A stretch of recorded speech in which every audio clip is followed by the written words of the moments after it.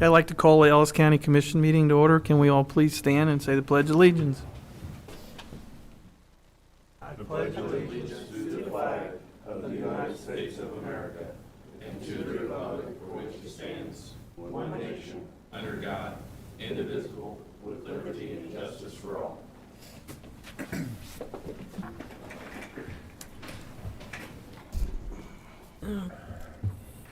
Bobby, if you can call the roll, please. Commissioner Nathan Liker. Here. Chair Neil Younger. Here. Commissioner Michael Burgess. Here. We have a quorum.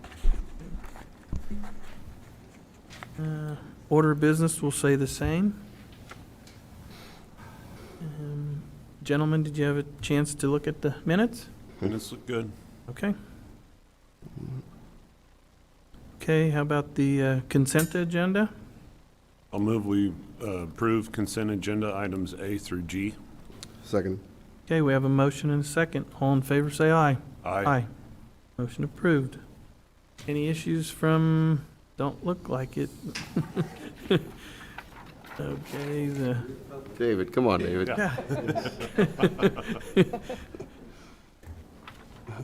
and then the monthly financial report.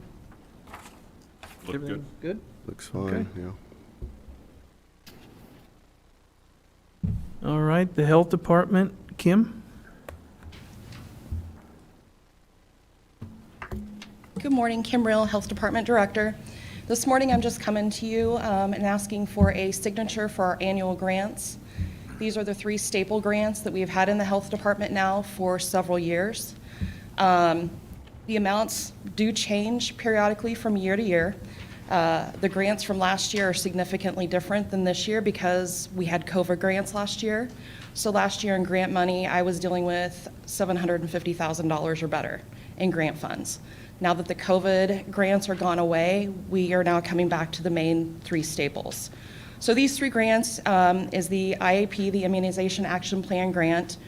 It pretty much speaks for itself. It allows us to do immunizations for those that are underinsured, uninsured, or those that need vaccines for children, which are the vaccines provided by the state.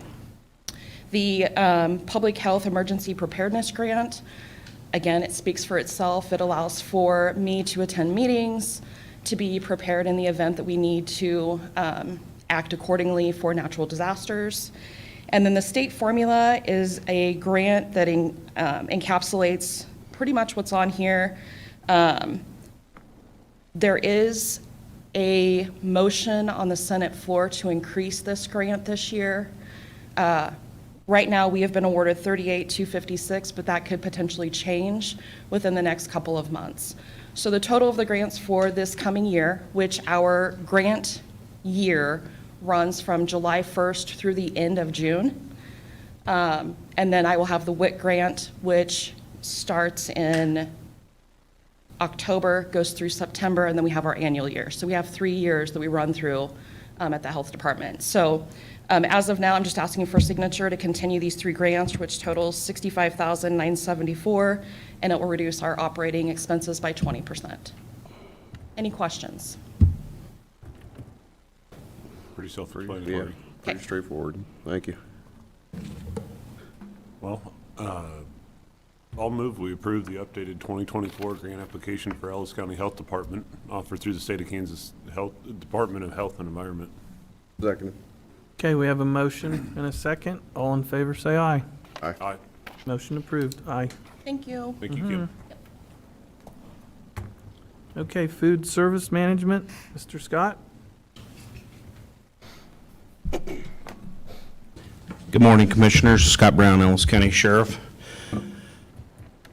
Well, I've come before you for more of a informational. As you're aware, I've had conversations with you and made you aware of the cost of our jail food going up, which looks to be not changing anytime in the near future. Our current provider is Consolidated Correctional Food Service. I have absolutely no complaints about their service in regards to that. However, to make sure that we are getting the best deal that we can at a reasonable cost, I feel like we should open this up for bids. I've got 4 vendors that I've already sent those out to, in hopes to get those back before we start our budget. And so just informational to let you know that I'm going to do that, so that way we can save taxpayers some money and hopefully get a bid back for less. I know that we're looking at about an 8% in September increase, which is the Consumer Price Index. 8 to 10, they're not quite sure, so that will hit our budget again. However, I think we're going to be able to cover that. We're being pretty, very frugal in the sheriff's office this year to make sure that we don't have a financial problem at this point in time. So I don't need a motion or anything like that. I just wanted to bring it before you and answer any questions you guys may have in regards to that. Any questions? Are the other 4 vendors, do they have, I guess, a route that's near us? Do you expect them to, I guess, make a bid on our facility then? They're all in Kansas, the ones that I've contacted. So I have actually contacted the sheriffs that I knew had large facilities and those types of things within Kansas. I've already got one that contacted me wanting more detail as to what we're wanting in the type of food, and I will reply to that to them also. So we've got one. Consolidated has obviously already spoken with me in person and said that they will be putting in bid. So we know for sure that there will be 2. I anticipate another one coming in who is wanting to move into the area. And that's a valid question, because my question is are you going to have staff to man our jail facility, the kitchen? So that's something we would definitely need to look at and make sure that that's all detailed out. So, yes. And that requires a full-time, more or less a full-time staff in the jail. Correct. What they do is they have one full-time and usually a part-time. Whatever they decide, how they work it is fine.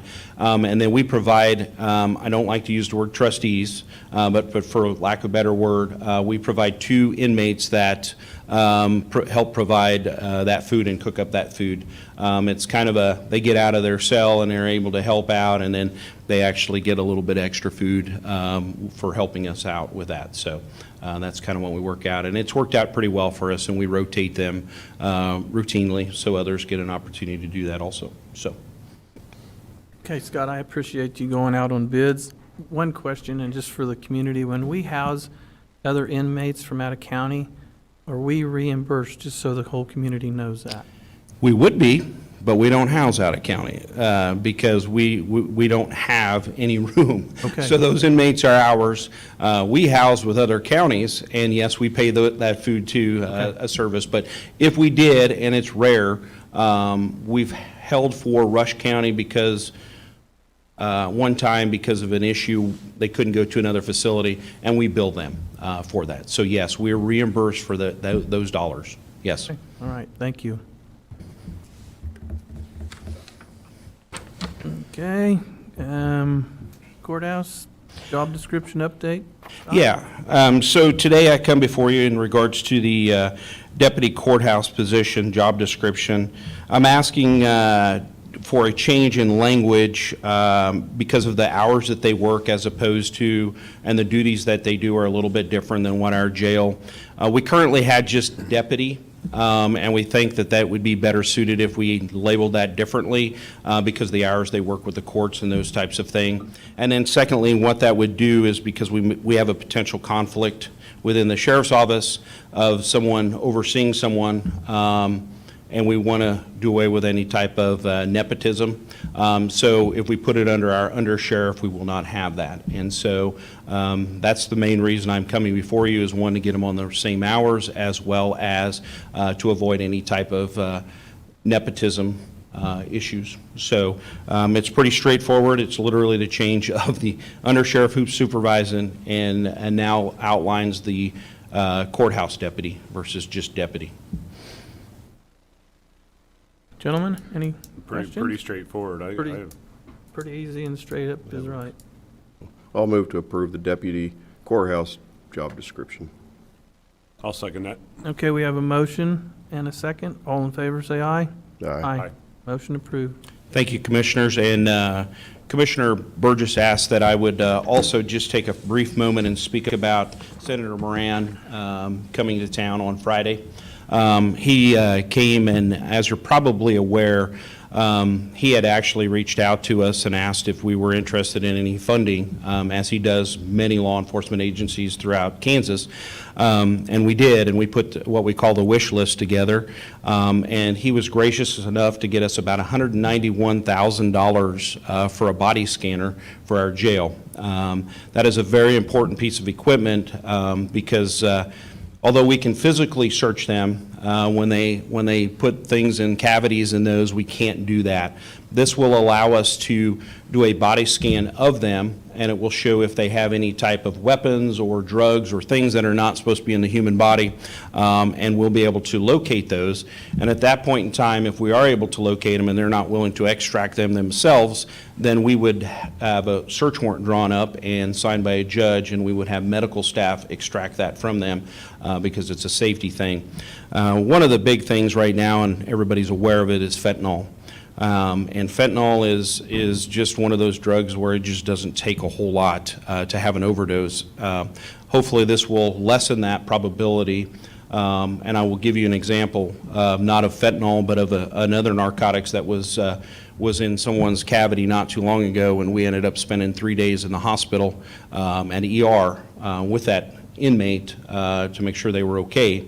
Added cost to the sheriff's office for overtime because we have to have someone there. Secondly, we could have had a death that occurred by them injecting that or taking all of those drugs. So I'm really excited to get this put in place and get it here. And Senator Moran did a really an outstanding job for us, and I can't thank him enough to get us that money, and I'm ready to put it in service as soon as we get some things set up. So. Will there be additional training that goes with this machine or anything that comes with it? You know, the vendors usually do that. So when it comes in, we would ask that the vendor provide that training for us, and it'd probably be an hour or 2 hour thing. This one here is really cool, and I've called around and spoke to some of the local jails that have them, such as Fort County. This actually has a display off to the side, and it actually, if you see something in the human body and you're not sure what it is, it will actually, like a tutorial, and you click on it on the part that you want, and it gives you a history and what it's supposed to look like in the normal. So that is one of the reasons that Fort County went with this one, is it educates our guys on what looks healthy and what doesn't. You know, we can't use it, although it would show if we have a broken arm or something, it would actually show it, but it specifically says this is not to be used for medical. Obviously, we wouldn't do that, but I thought it was interesting in the article when it said that. So, yeah, so there will be some training, and our staff will be trained up on that, and I just need to figure out where we're going to put it in the law enforcement center, but it will be a great tool for us. So, Yeah, great.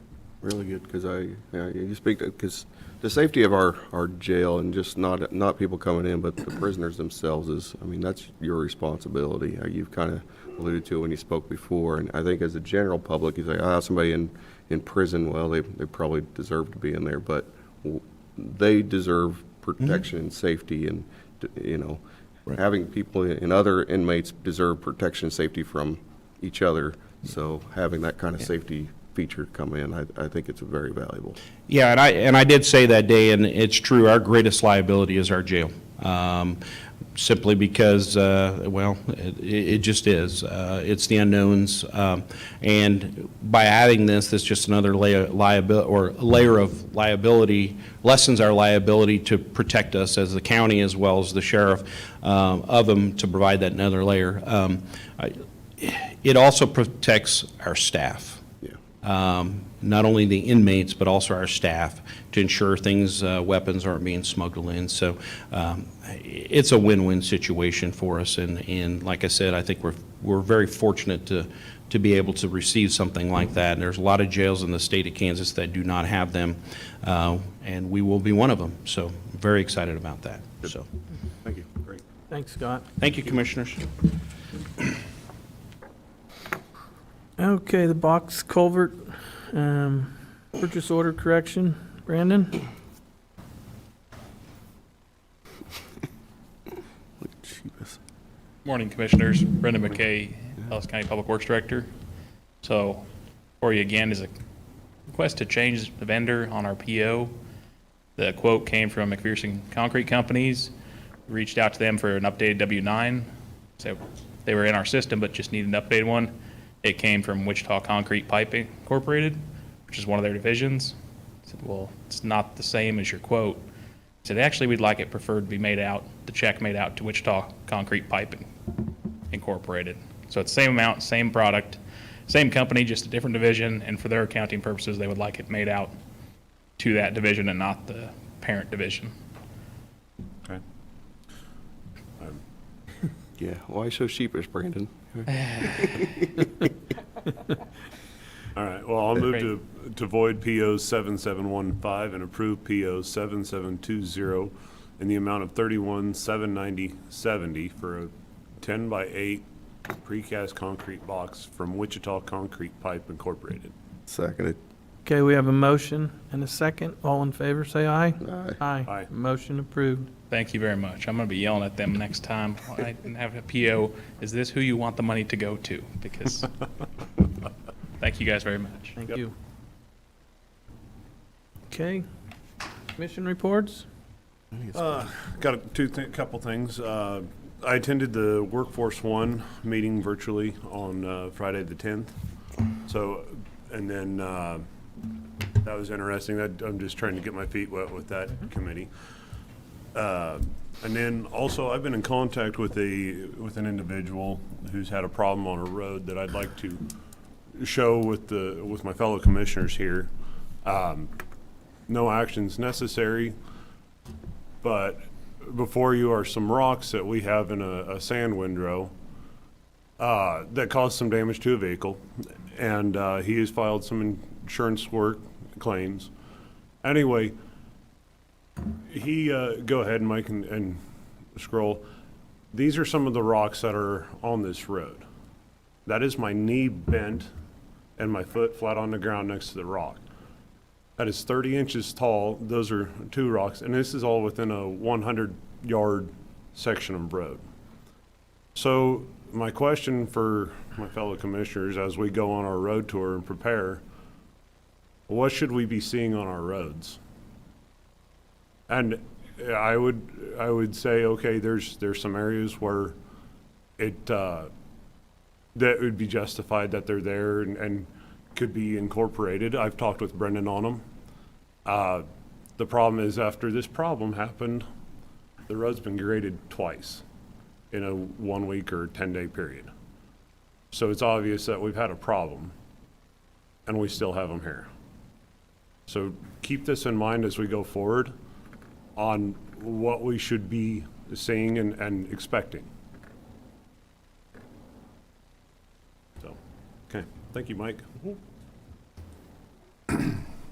Brendan, any comments, suggestions, how it possibly got there? I know the area where it is, so I know how it got there. Yeah, if you see in the background, Yes. that picture, it's a rock outcrop north of the Saline River. So about beginning of the year, tail end of last year, that road was reshaped, shoulders pulled. So a lot of the base rock that's underneath ended up getting brought up. So it was reworked recently one time to work that material out. And unfortunately, when we get periods of wet weather, hopefully we get some of those soon, those end up getting incorporated back in the roadway from the chuck holes that found. They used the corner of their blade to break it. Scroll to a picture of my leg. Yeah, that's a big chunk. Well, yeah, that right there is a big rock. You will But need it's a very, flat. no, it is not. Okay, You will need a very large pothole to incorporate that. And where it is located, Yeah. it will need to be drug a very long way to said pothole. I would have no problem with the rock like that, you know, if it was next to an area where we were gonna have a pothole or a problem, or could be incorporated. I would not have a problem with that. I've driven the roads up there. There is no other place in 10 miles going south or going west that there are rocks like that on the road. There is a problem. Yeah. And an individual is called in with said problem. There needs to be a remedy. Because we can, like I said, it's been bladed twice in 10 days, one side to the next, and it's still there. Yeah, he just double passed it the one day. No, he didn't. I was up there 10 days, 7 days Okay. apart, and it has gone from the west side, or the east side to the west side, it's back on the east side. If it's on the east side, 7 days after we've had a problem, then we're just trying to move it. So I have a problem with this, and especially with, I understand there's road construction, I understand there's maintenance, and I'm glad we're doing the maintenance. But if there's only, a handful of rocks in a 10-mile stretch, then maybe we could address that. I'm not asking to go pick up rocks in the sand ridge. I'm not asking that. I just want the public to understand, we have stuff like this. Where is our duty? Where's our responsibility as a county? We know that rock is hard enough, it's not gonna crush down. All right. So, And the mass of it, I agree, the mass of it is hard to incorporate that into something. It's either, you're gonna have to take something up there and bust it up, They use the physically corner of the remove it, blades. or kick it off the side, and then we're gonna hit it with the mower. A lot of times they use the corner of the blades to break off chunks to fill holes when they come across stuff like that, or when the road's re-elevated and shaped, more material added, the rollers tend to pack it down or break it up at that point in time. Because even the hardest rock we have here in Ellis County, it's butter. I mean, if you look at Commerce Parkway and Vineyard, Right? it looks like a white paved road. Rock doesn't do that. right. So even our hardest rock we have here in the county, it's still soft. Foldable. Yes. And that's why the corner of the blades can break off chunks of it and move that across.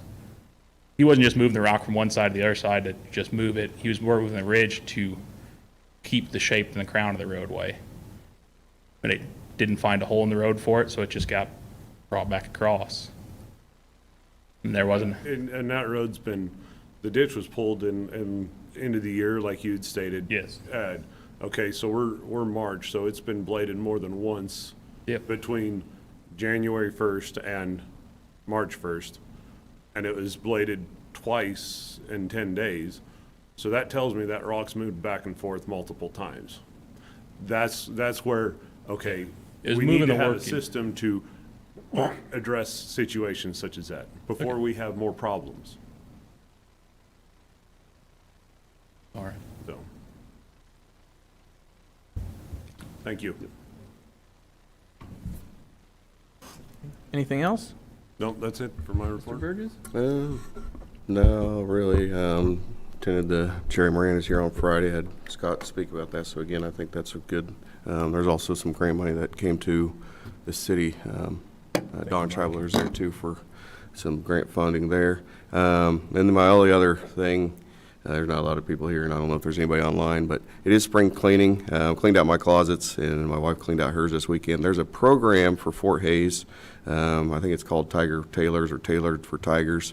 And you can take, suits, dress shirts, khakis, slacks, dress shoes, women's business casual kind of things, business casual clothing.